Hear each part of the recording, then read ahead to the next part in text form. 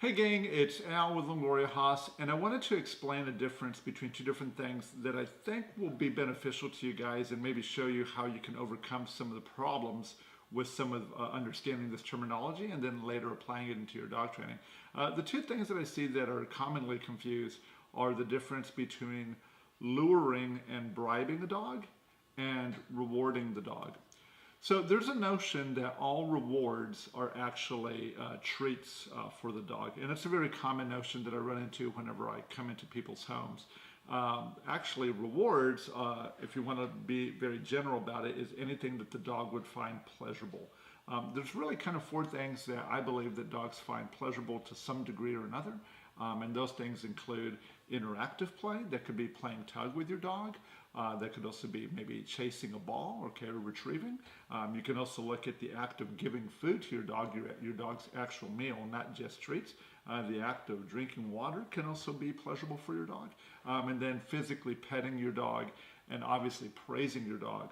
All four of these kind of fall in the realm of rewards, but it's very typical, like I said, that people believe that rewards are like a specific type of treat. They don't look at it in the more general sense that it's any of one of those things that have the potential to create emotional happiness for the dog.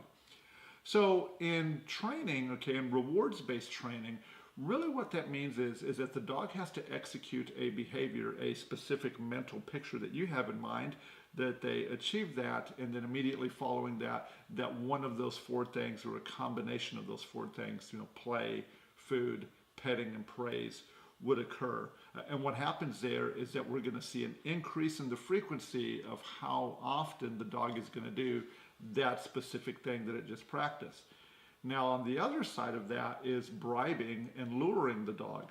So what that really means is that we're going to use the dog's affinity for those things, like it likes treats, it likes the sight of treats, and it likes the smell of treats, to actually help move the dog into the exercise. So a bribe or a lure is actually using scent to move your dog into the position, the behavior that you're asking for it to do.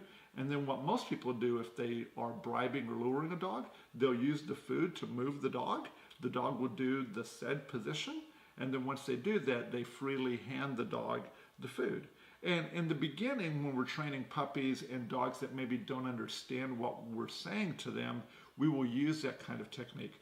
The trap, however, is if you're practicing a particular skill, that each subsequent time that you actually practice that skill, that you would continue to use scent, and the sight of food to get the dog to do it. And that actually becomes a trap for a lot of people that, hey, the dog is now won't do the thing that you're asking it to do unless it sees you with food in your hand or it smells your hand to be able to do that.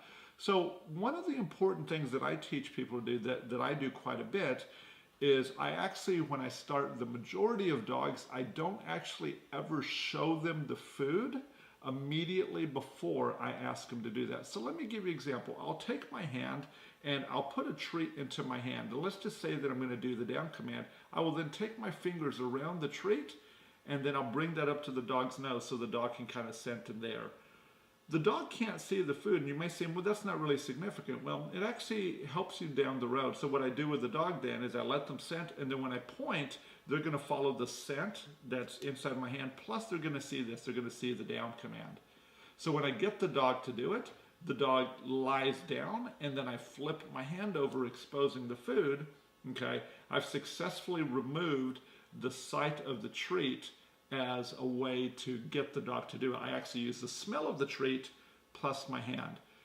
So as I do this with the dog, and let's say that we're going to try to do this over 30 repetitions, what I'll do is maybe the last 10 repetitions, I'll just point to the dog, but there's no food. Then when the dog does the thing that I ask, then I reach in, grab the food, and feed the dog. So what that will do is it will subtract the scent of the food and the sight of the food out of the equation. The dog will then begin to learn to do it for the hand signal.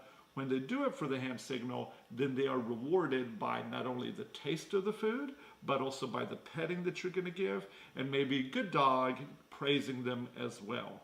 So that's really the difference between luring and bribing a dog and rewarding a dog. Rewards actually happen after the dog has done what you want. And luring and bribing is done prior to the dog doing it, and it can become a trap if you don't learn how to hide those things and show the dog that there are other things that you wanted to pay attention to. Well, guys, I hope this has been helpful for you all. If you have any questions, as always, I'm always happy to answer those.